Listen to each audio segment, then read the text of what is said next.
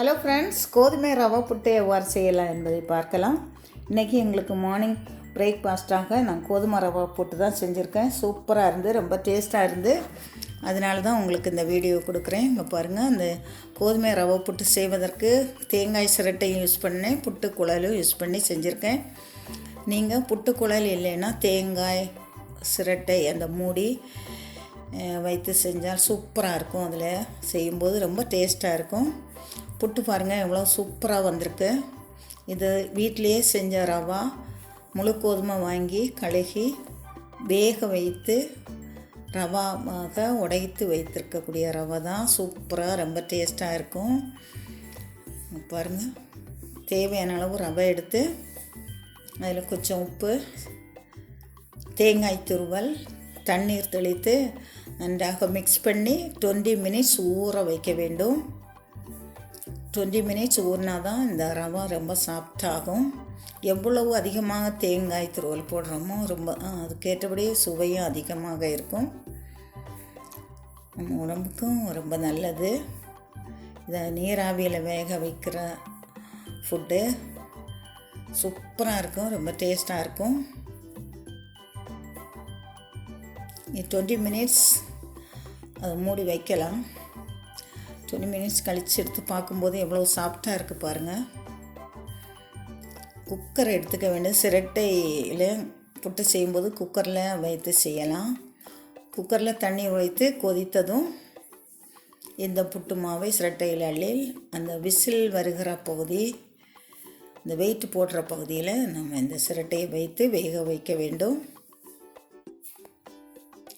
இதில் 3 கண் இருக்கும். ஒரு கண்ணை நம்ம தூரம் போட்டு அதிலே தூரம் அடையாமல் இருக்கிறதுக்கு கொஞ்சம் தேங்காய் துருவல், அது மேலே இந்த கோதுமை ரவாவை எடுத்து அள்ளி வைக்க வேண்டும்.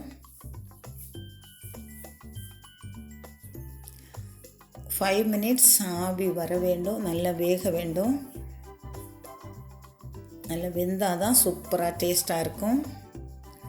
கொஞ்சம் நேரம் ஆவி வந்த பிறகு தான் நம்ம எடுத்துக்க வேண்டும். இங்கே பாருங்கள், இது அந்த சிரட்டையை கவுத்தி மேலே கொஞ்சம் தட்டி சிரட்டையை எடுக்கும்போது சூப்பராக வரும். பாருங்கள், நான் எப்படி எடுக்கிறேன்னு பாருங்கள். இதை அப்படியே கவுத்தி வச்சுட்டு மேலே கொஞ்சம் தட்டிட்டு சிரட்டையை எடுக்கும்போது சூப்பராக வந்திருக்கு பாருங்கள். ஏற்கனவே உங்களுக்கு தெரியும், குழல் புட்டு செய்வதற்கு நான் வீடியோ போட்டிருக்கேன். குழல் அடியில் தோரங்கள் இருக்கும், அதை அடையாமல் இருப்பதற்கு தேங்காய் துருவல் போட்டுட்டு அதுக்கு மேலே இந்த ரவை மாவை நம்ம அள்ளி வைக்கலாம்.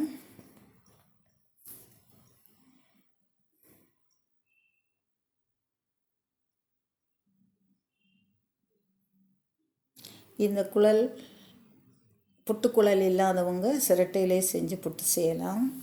சூப்பராக இருக்கும், ரொம்ப டேஸ்ட்டாக இருக்கும்.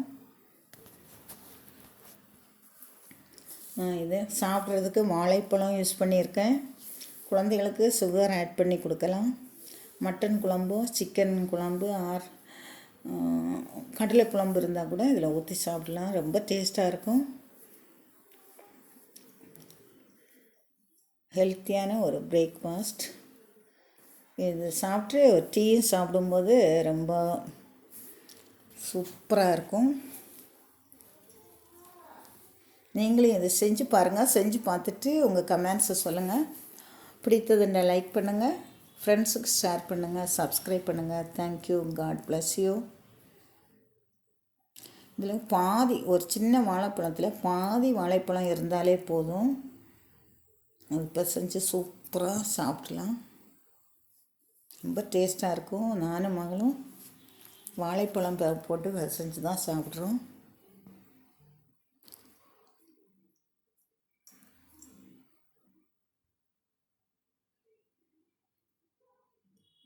கோதுமை ரவையே பாருங்கள் எவ்வளோ சூப்பராக ஒயிட்டாக இருக்குது.